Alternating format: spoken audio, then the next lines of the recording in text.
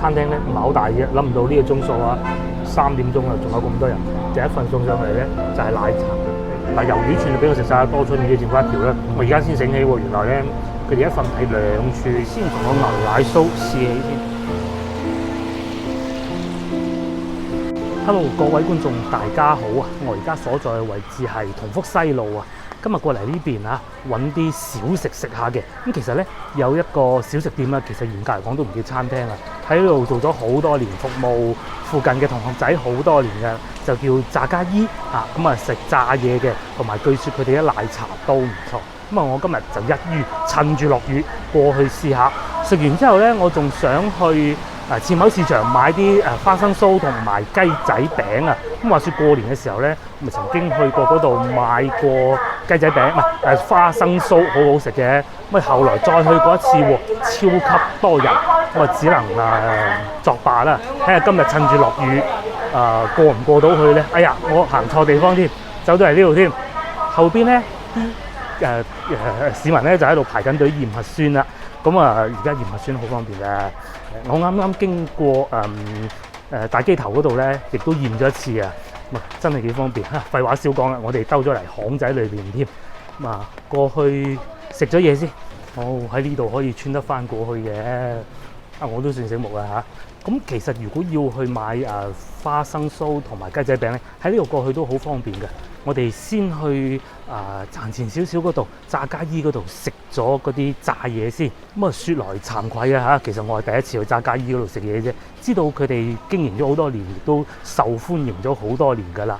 咁啊，老婆有時候都話想過嚟，不過成日怕咧太熱氣啊，咁啊唔敢過去食。趁住呢排食得清淡啲，咁就一於係今日啦。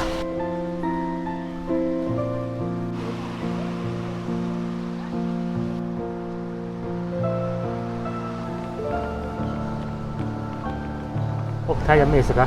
據說佢哋呢度咧奶茶係好好嘅，既然一場嚟到，冇理由唔試下頂級私伙奶茶。我係要細杯得㗎啦，應該係會凍嘅。奶茶加咩料？要凍還要熱啊！同埋佢哋好得意㗎嚇，係自己寫嘅。頂，我啲字咧就肉酸啲。咁至於炸嘅嘢咧，我就唔諗住點咁多啦，因為quota 有限啊。牛肉串咧5蚊，然之後魷魚酥據說咧呢個多春魚都唔錯嘅，一於就咁話啦。餐廳咧唔係好大嘅，諗唔到呢個鐘數啊，3點鐘啊，仲有咁多人。第一份送上嚟咧就係奶茶，係呢種包裝好嘅，試試味道啦。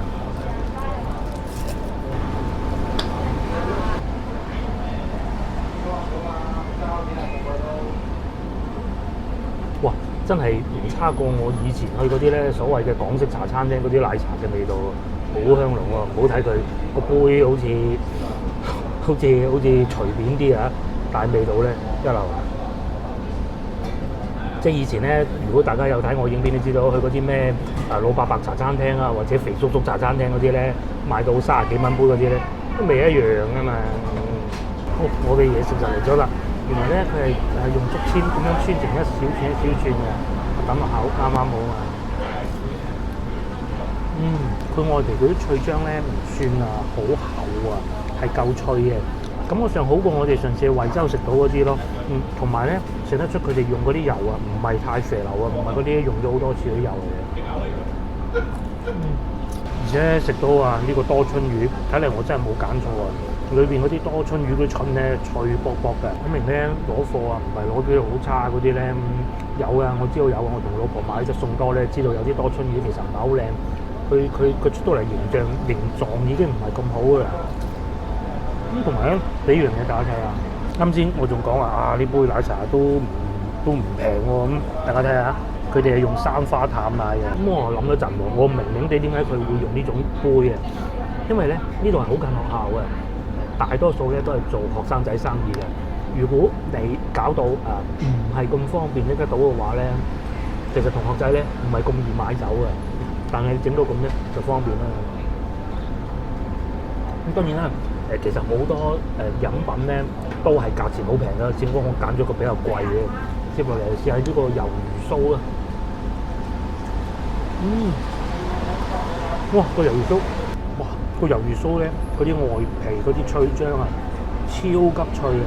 講明咧，佢哋嗰個脆漿開出嚟咧係好有水準嘅。眾所周知，我啲牙都唔叻噶啦，但係咬落去咧，要咬到好後段咧，先至覺得會有少少韌嘅感覺咯。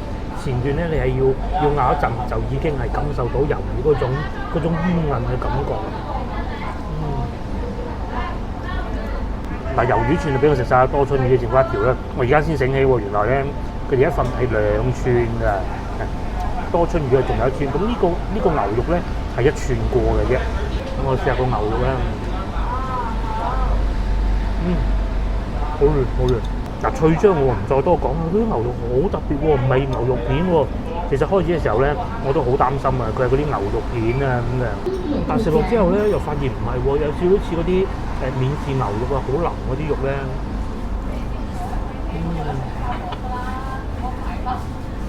果然好神奇啊！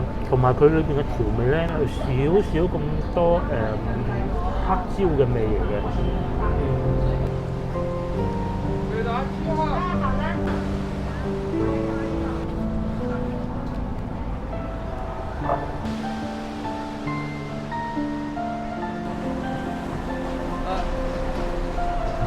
我哋又食飽啦，下一站咧，我哋應該係會去簽口市場買花生酥嘅。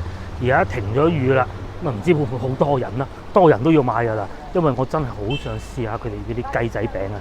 咁當然花生酥都唔會唔買嘅。而家喺我右手邊呢度咧，就係南武中學啦。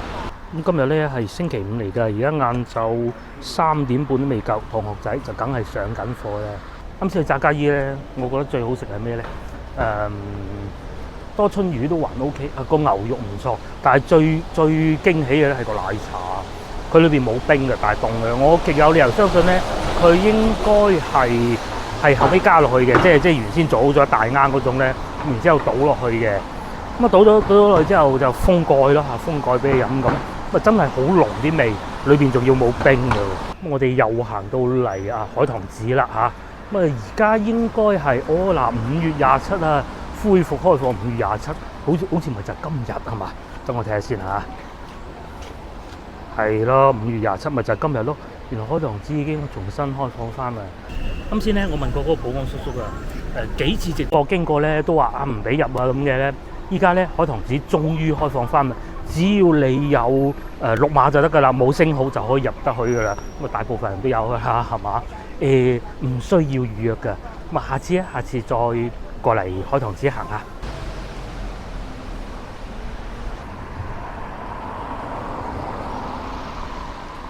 好，行咗無耐，我哋就終於嚟到簽口市場啦。因為唔知呢個鐘數多唔多人，不過嚟到眼見咧還好啦。咁啊而且咧停咗雨啊，如果落住雨嘅話咧，可能人會更少咯。咁啊希望我哋去買雞仔餅啊、花生酥嗰度唔會太多人咧。就喺前邊，應該好似係轉右吧。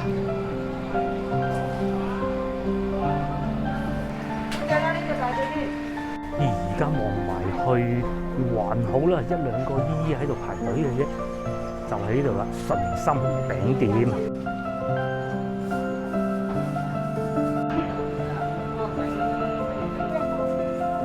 超級誇張，啱先排隊非常多人，前邊嗰啲阿叔咧。7斤8斤咁樣買嘅喎，我咧花生酥就買到啦，雞仔餅就買唔到。咁買唔到雞仔餅點辦咧？就買咗呢個叫牛奶酥，試試味道啦。我哋先從個牛奶酥試起先嚟。佢嘅 size 咧大概好似一隻正方形嘅麻雀咁大啦，咁啊但係佢係正方形嘅。哇好軟喎，哇又係另外一絕啦。點形容啊？佢係軟嘅、腍嘅，有少少似以前食嗰啲香蕉糕，但係香蕉糕咬落去嗰種味咧，同呢個當然係唔同啦。裏邊係有一啲應該係花生水、麵包水，嗱就係呢種狀態啦。牛奶酥啊，咁佢又唔算太甜嘅喎，同埋上邊有啲紅色嘅，我估應該係啲乾果嚟㗎。都唔食雞仔餅都好嘅，咁啊到時我老婆又話你成日食埋熱氣嘢咁唔掂嘅喎，係咪？都好嘅。花生酥都熱熱地氣啊，咁啊雞仔餅係更加添嘛。咁呢度牛奶酥咧，總共使咗我10蚊雞啊嚇，咁啊花生酥都係使咗10蚊雞嘅，咁啊已經食咗2粒，剩低咧留翻啲俾老婆啦。接落嚟又試埋個花生酥啊！呢個花生酥真係念念不忘啊！嗰啲阿叔咧專程咧過嚟買又排隊喎，佢話我等到5點都知唔知得唔得？依家真係差唔多4點啫。咁啊前面嗰個叔咧仲買雞仔餅嘅，雞仔餅我師傅話半個鐘頭一底啦咁喎，所以我決定唔等啦，淨係買個花生酥。仲係熱㗎。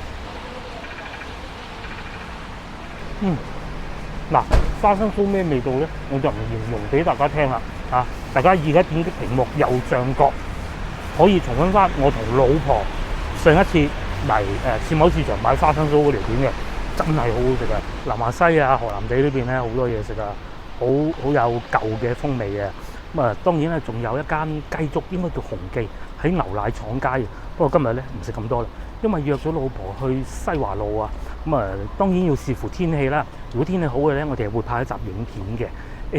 我而家身後邊嘅咧就係解放橋啊，應該冇記錯吧？係啊，解放橋。咁咧，我會喺前邊坐船過去。前邊嗰個叫咩碼頭咧？死啦，我一下唔記得添。紡織，我哋去睇咗先。因為咧，始終我對河南咧，尤其呢一邊啊，真係實在唔係太熟㗎。譬如啱啱我哋去嘅炸家衣咁啦，其實佢哋嘅餐廳咧係97年開始營業嘅，但係嗰個時間段咧，我就已經去咗外邊讀書啦啊，咁啊同呢度完全冇交集，直到讀完書翻到嚟廣州，又工作嘅原因咧，又經常要外出，要喺公司住做嘢嗰種咧，所以嗰段時間咧我係空白嘅，完全冇同廣州接觸過嘅，幾乎係就係每個星期翻嚟一次，每個星期翻嚟一次咁咯。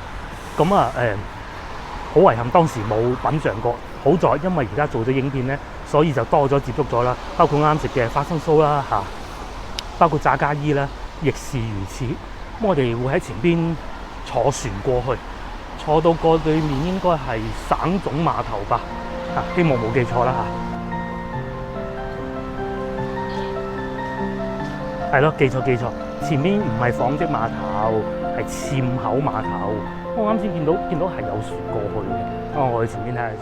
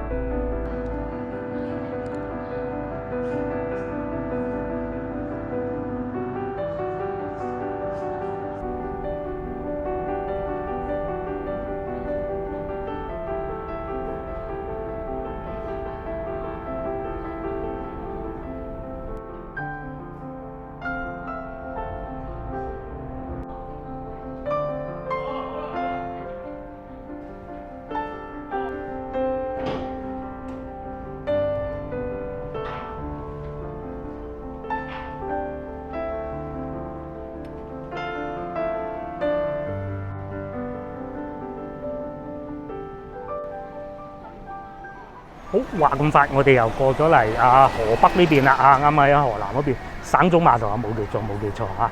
咁話說係咁嘅，因為等陣咧，我哋要過去西華路啊。其實喺呢度行過人民路一條村過去咪到啦，係嘛？咁點解我哋要拍西華路呢條片咧？其實係我諗住係喺直播完之後咧，第2日就播西華路嗰條片嘅。咁我聽晚天黑嘅時候就會做直播噶嘛，咁咪啱啱銜接得到咯，係咪？